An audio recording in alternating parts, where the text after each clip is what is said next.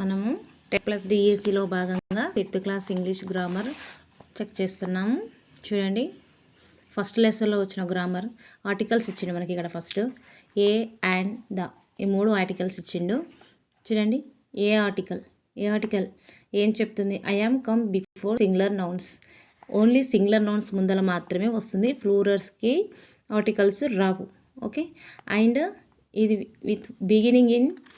Begin with consonant sounds. Only consonant sounds ముందర మాత్రమే వస్తుంది ఏ లెటర్. చూడండి, ఏఈఐఓ ఇక్కడ ఇచ్చిండా, ఇది ఏందండి, ఇవి ఓవెల్స్. ఇవి కాకుండా మిగిలిన లెటర్స్ ఉన్నాయో ఇంగ్లీష్లో అవి కాన్సోనేట్స్, దానికన్నా ముందు ఏ వస్తుంది అన్నమాట. నెక్స్ట్ యాన్ ఆర్టికల్ ఏం చెప్తుంది చూడండి, ఈ జస్ట్ ఏ ఆల్సో ఏని ఫాలో అవుతుంది, కానీ ఓవెల్ లెటర్స్ ముందర వస్తుంది ఇది యాన్ అనే ఆర్టికల్. నెక్స్ట్ ఇక్కడ చూడండి, ద అనే ఆర్టికల్ గురించి ఇక్కడ మనకు మెన్షన్ చేసిండు. ఎక్కడ సింగులర్కి వస్తుంది, అండ్ ఆల్రెడీ మెన్షన్ చేసిన దానికి వస్తుంది, లేదా పర్టికులర్గా చూపించినట్టు అయితే ఆ వస్తువులు కానీ పర్సన్స్ కానీ దానికి ముందర దా వస్తుంది అన్నట్టు. ఓకే, ఏ అండ్ ద ఎలా యూజ్ చేయాలని మా 5th క్లాస్లో ఇచ్చిండు. చూడండి, పేజ్ నెంబర్ 12లో ఇచ్చిండు, ఒకసారి చెక్ చేయండి. ఓకే, కింద ఎగ్జాంపుల్స్ ఇచ్చిండు చూడండి. ఆ లెసన్కి సంబంధించిన హరి సా ఏ మాస్టర్ క్రబ్. ఫస్ట్ టైం వచ్చింది ఇది కాబట్టి అందులోనూ కాన్సోనెంట్ లెటర్ ఏ కాబట్టి ఏ అనే ఆర్టికల్ వచ్చింది ఇక్కడ. ఇవే ఎగ్జాంపుల్స్ మనకు ఎగ్జామ్లో రావడానికి చాయిస్ ఉంది. ఓకే, చూడండి, ఇదే క్రబ్ మళ్ళీ ఇక్కడ రిపీట్ అయింది కాబట్టి ఇక్కడ ద అనే ఆర్టికల్ తీసుకున్నాడు. ఓకే, నెక్స్ట్ పేజీలో చూసినట్టయితే చూడండి, ఇక్కడ అడ్వర్బ్స్ గురించి ఇచ్చిండు. క్వాలిటీ, హార్డ్, ఫాస్ట్, ఇవన్నీ అడ్వర్బ్స్ గురించి ఇచ్చిండు. యాక్చువల్గా అడ్వర్బ్స్ అనేటి ఎప్పుడు వస్తుందంటే అడ్వర్బ్ని దేని గురించి మాడిఫై చేస్తుందంటే వర్బ్ని కానీ అడ్జెక్టివ్స్ని కానీ లేదా మళ్ళీ అడ్వర్బ్ని కానీ మాడిఫై చేస్తుంది, దాని వెనకాలే ఫాలో అవుతుందన్నమాట. ఓకే, అడ్వర్బ్స్ను మనం చాలా మాటగా అంటుంటాం, ఎల్వైతో ఎండ్ అయ్యే వర్డ్స్ అని అడ్వర్బ్స్ అని అంటుంటారు కదా. అలాగే ఎల్వై ఉంటుంది కొన్ని దానిలకు ఎల్వై లేకుండా కూడా అడ్వర్బ్స్ ఉంటాయి. ఓకే, చూడండి, ఇక్కడ కొన్ని అడ్వర్బ్స్ ఇచ్చిండు, వాటిని పారాలో ఎలా మెన్షన్ చేసి ఎలా పెట్టాలి అనేది మనకి ఎగ్జామ్లో ఏంటంటే ఇదే పారా రావచ్చు.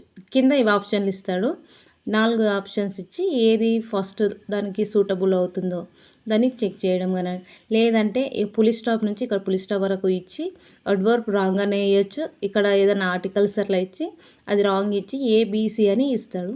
దానిలో ఏది ఇన్కరెక్ట్ ఉంది ఏది కరెక్ట్ లేదు అనేది మనకి ఇంగ్లీష్ గ్రామర్ పర్ఫెక్ట్గా వస్తేనే అది చేయగలుగుతాం అలాంటి బిట్లు. ఓకే, ఇక్కడ చూడండి, the last Sunday it was raining heavily. వర్షం ఎక్కువగా వస్తుంది అన్నట్టు. Okay, we asked our drive to fast. ఇవి ఎల్వైతో వచ్చే వర్డ్స్ అన్ని అడ్వర్బ్స్, కాకపోతే మనకు తెలిసి ఉండాలి అవి ఎలా ఉంటాయంటే గుడ్డిగా చెప్పాలంటే ఎల్వైతో ఎండ్ అవుతాయి అందరికీ తెలుసు. అవి కూడా ఎప్పుడు వస్తుంది, అడ్వర్బ్ లేదా వర్బ్స్ లేదా అడ్జెక్టివ్స్ వాటి తర్వాత రావచ్చు, వాటి ముందర కూడా ఒకసారి రావడానికి అవకాశం ఉంటుంది. ఓకే, ఇక్కడ చూడండి, నెక్స్ట్ పేజ్లో వచ్చినట్లయితే ఇక్కడ మనకు కొన్ని వర్డ్స్ ఇచ్చిండు. చూడండి, ఇక్కడ లత హ్యాజ్ ఏ స్వీట్ వాయిస్. ఇక్కడ ఇదేంది, ఇది అడ్వర్బ్ కాదు, స్వీట్ వాయిస్, దిస్ ఈజ్ అడ్జెక్టివ్ను అడ్వర్బ్గా రాయొచ్చు. చూడండి, స్వీట్లీ, ఇలా అడ్వర్బ్ని వర్బ్స్ని అడ్జెక్టివ్స్ని కూడా మళ్ళీ అడ్వర్బ్గా రాయొచ్చు. లాస్ట్ వస్తుంది ఎల్వైతో వస్తుంది. చూడండి, ఇలా కరెక్ట్లీ ఇలా. ఓకే, ఇక్కడ కూడా మనకు కొన్ని వర్డ్స్ ఇచ్చిండు, దాన్ని దీనిలో ఫిల్అప్ చేయాలి. Wake up early in the morning. ఇవి మనకు తెలుసు, ఇవి మనం చేయలేమా అంటే చేస్తాం, కానీ ఇదే బిట్టు చూడండి, ఇది ఒకసారి వచ్చింది ఇంపార్టెంట్. ఈ బిట్టు ఇంతకుముందు ఎట్లా కూడా వచ్చింది. టుమారో ఈజ్ ఏ హాలిడే ఇచ్చి టుమారో కింద అలైన్ చేసి ఇది ఏంటి అని అడుగుతాడు. నౌనా, ప్రొనౌనా, అడ్జెక్టివా, అడ్వర్బా ఇలా అడుగుతాడు. ఇది ఏంది, అడ్వర్బ్. మనకి ఇక్కడ ఇచ్చినవన్నీ కూడా అడ్వర్బే. ఓకే, ఫార్వర్డ్ ఇవన్నీ కూడా అడ్వర్బే ఇచ్చి అండర్లైన్ చేసి ఇది నౌనా ప్రొనౌనా అని ఆబ్జెక్ట్స్ అలా ఇస్తుంటాడు, మనం గుర్తించాలి. ఓకే, నెక్స్ట్ మనం కంటిన్యూగా చూసినమైతే సెకండ్ లెసన్ కరాటే కిటెన్. ఇక్కడ చూడండి ఈ లెసన్లో గ్రామర్ ఇచ్చిండు. గ్రామర్లో ప్రిపోజిషన్స్ ఇచ్చిండు.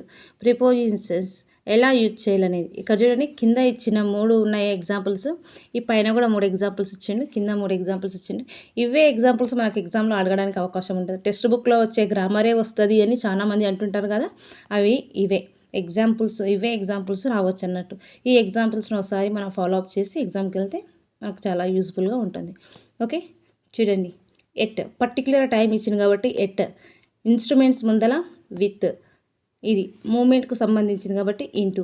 ఇలాంటి ఐడెంటిఫై మనం చేస్తూ ఉండాలి. అప్పుడప్పుడు చేస్తుంటే మనకు ప్రిపోజిషన్స్ అనేది ఈజీ అవుతుంటుంది. చూడండి ఇక్కడ ఒక పారా ఇచ్చిండు. ఈ పారాలోని మనం ప్రిపోజిషన్స్ పెట్టాలి. Priya's birthday is on particular time, date ఇచ్చిండు కాబట్టి ఆన్. ఓకే, ఎట్టు కూడా వాడవచ్చు. మనకి ఇక్కడ ఎట్టు లేదు కానీ పర్టికులర్ టైం ఇచ్చిండు కాబట్టి ఆన్ అనే ప్రిపోజిషన్ వస్తుంది. ఇన్ ఎప్పుడు వాడతాం? పెద్ద లాంగ్ ఇయర్ ఇలాంటి ఇయర్ ఇచ్చినప్పుడు కాబట్టి ఇన్ వాడుతుంటాం. చూడండి ప్రిపోజిషన్స్. ఓకే, నెక్స్ట్ ఈ VIT is very important.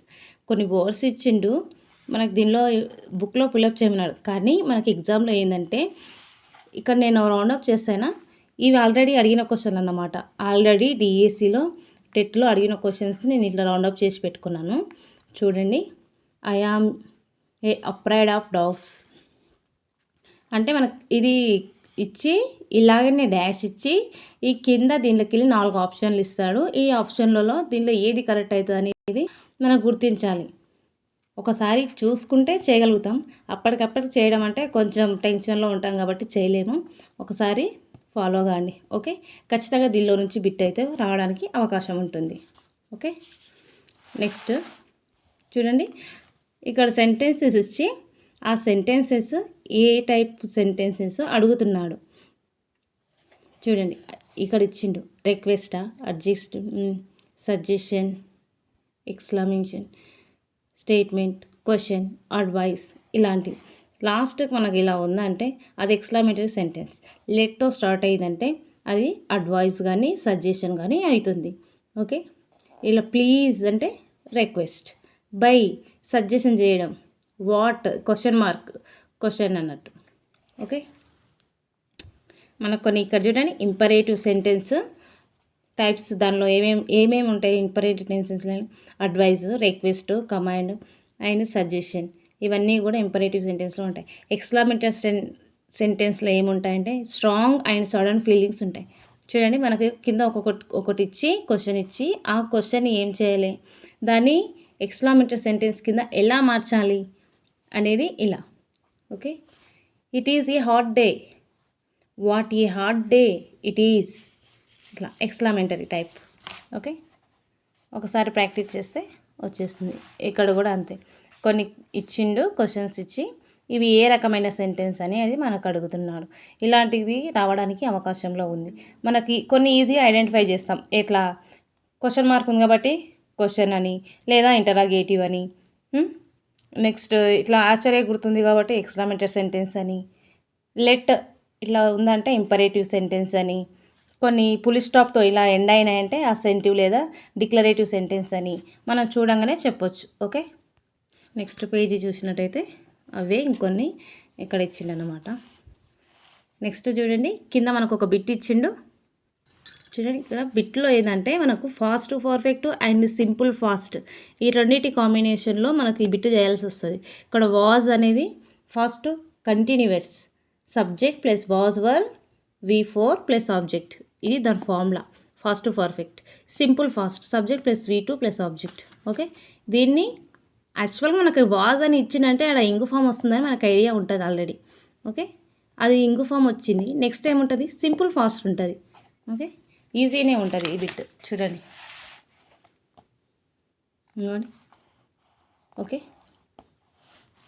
Simple past and past continuous tense ఈ రెండింటి కాంబినేషన్లో క్వశ్చన్ రావడానికి అవకాశం ఉంటుంది. ఎగ్జాంపుల్స్ ఒకసారి చెక్ చేసుకోండి.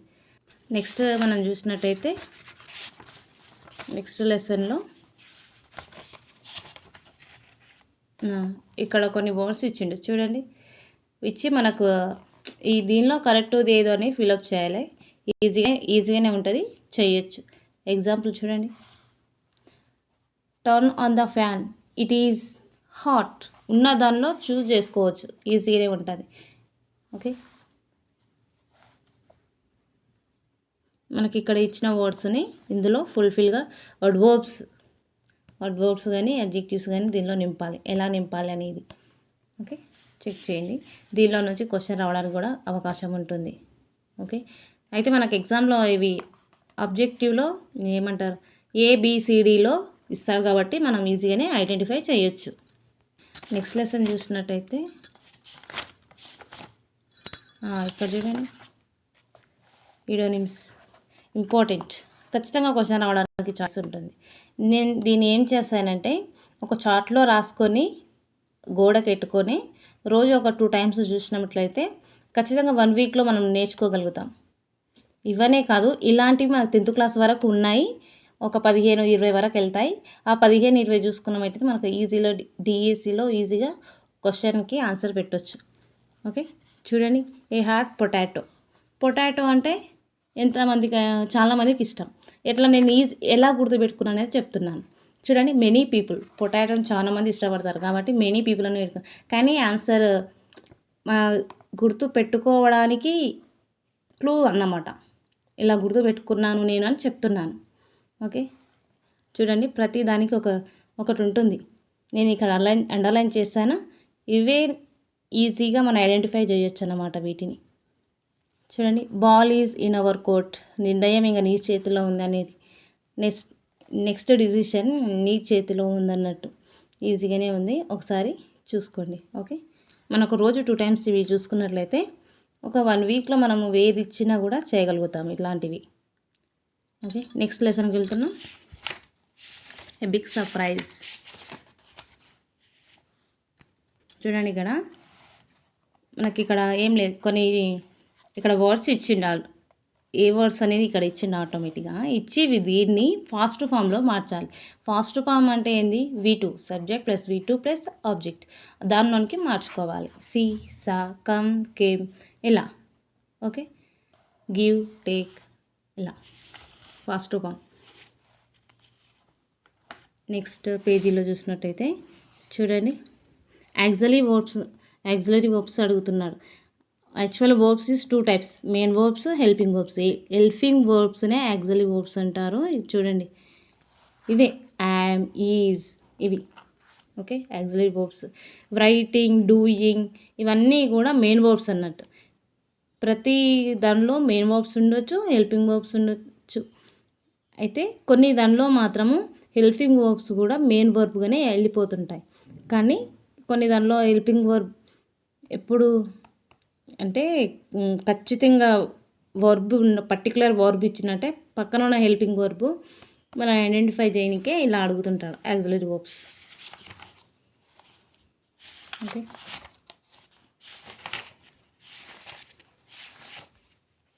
Next lesson food we eat.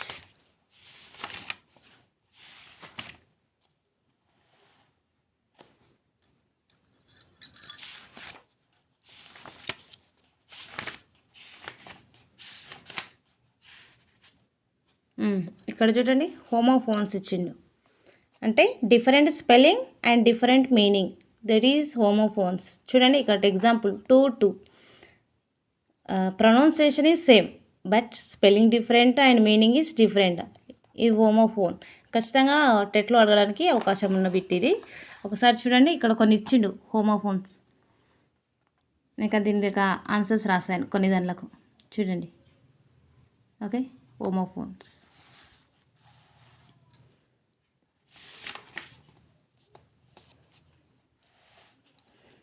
Next ఇక్కడ డిగ్రీ ఆఫ్ కంపారిజన్ అడిగిండు. చూడండి, positive degree, comparative degree, superlative degree.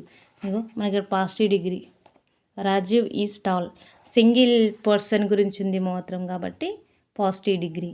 ఇక్కడ మనకి ఇచ్చిండు టాలర్ దాన్ అంటే ఇద్దరి గురించి తెలుపుతుంది. ఏది కంపారిటివ్ డిగ్రీ. సూపర్లేటివ్ డిగ్రీ అందరి అంటే చాలామంది వ్యక్తుల మధ్యనే తెలుపుతుంది. సూపర్లేటివ్ డిగ్రీ ఒక్కరి గురించి మాత్రమే కంపారిజన్ లేకుండా చెప్తుంది.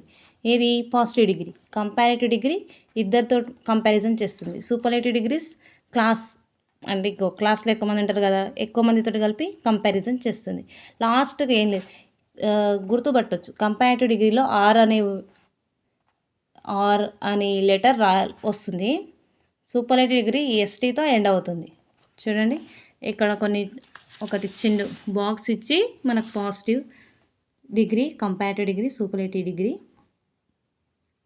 వర్డ్స్.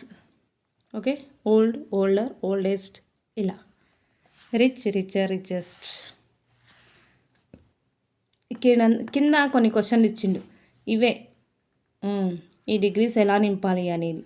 చూడండి, దాన్ అంటే ఏమిట్లో వస్తుంది, కంపారేటివ్ డిగ్రీలో వస్తుంది.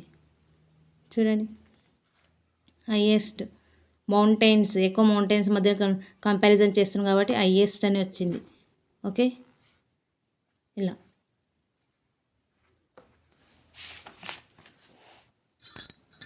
నెక్స్ట్ చూసినట్టయితే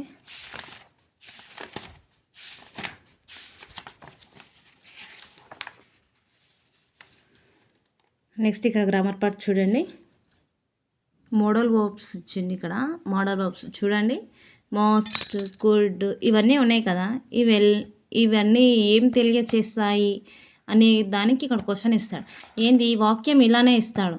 ఇచ్చి ఇక్కడ మోస్ట్ అనేది దేని తెలియజేస్తుంది అంటే నెసెసిటీ, కంపల్సరీ అన్నట్టు తెలియజేస్తుంది. ఇవి అడుగుతుంటాడు. ఓకే, షుడ్ అనేది ఆబ్లిగేషన్ని తెలియజేస్తుంది, అంటే మనం ఓరల్గా చెప్పడం ఇట్లా. నెక్స్ట్ కెన్, కుడ్, ఇవన్నీ పాసిబిలిటీ తెలియజేస్తాయి. కెన్ పాసిబిలిటీ, ఇక్కడ కుడ్ అనేది పాస్ట్ పాసిబిలిటీని తెలియజేస్తుంది. చూడండి, మనకు ఎగ్జాంపుల్స్ ఇచ్చిండు. ఇవే ఎగ్జాంపుల్స్ మనకు అడగడానికి అవకాశం ఉంటుంది. ఓకే, నెక్స్ట్ పేజీలో చూడండి, దీనిలో నుంచే కొన్ని క్వశ్చన్స్ ఇచ్చిండు. ఇచ్చి వీటిని ఎలా దీనిలో పెట్టాలి అన్నట్టు. చూడండి, ఓకే, ఇది ఇంపార్టెంట్ బిట్. కానీ స్టార్ మా పెట్టిన ఇది ఇంపార్టెంట్. చూడండి, could I use your pen, దేని ఇది polite request, question mark. Could రిక్వెస్ట్ని తెలియజేస్తుంది, పొలైట్ రిక్వెస్ట్, నీ పెన్ని వాడొచ్చిన. He can climb the tree, కెపాసిటీని తెలియజేస్తుంది. Will you have a cup of coffee, ఆఫర్ని తెలియజేస్తుంది. We must do this now. Okay, obligation అంటే ఓవరాల్గా చెప్పడం, నువ్వు చేయగలుగుతావు ఇలాంటివి. Okay, we shall visit Hyderabad next week. చూడండి, ఫ్యూచర్నిటీ, విల్, షెల్ ఏం చేస్తాయి, ఫ్యూచర్ని తెలియజేస్తాయి ఇట్లా. ఓకే, ఇవి ఇంపార్టెంట్ అన్నట్టు. ఇలాంటి బిట్ మన డిఎస్సిలో కానీ టెట్లో కానీ ఆ బిట్స్ అడగడానికి అవకాశం ఉంటుంది.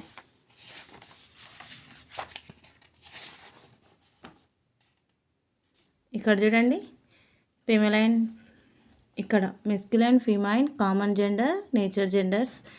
ఏంటి మెస్కులైన్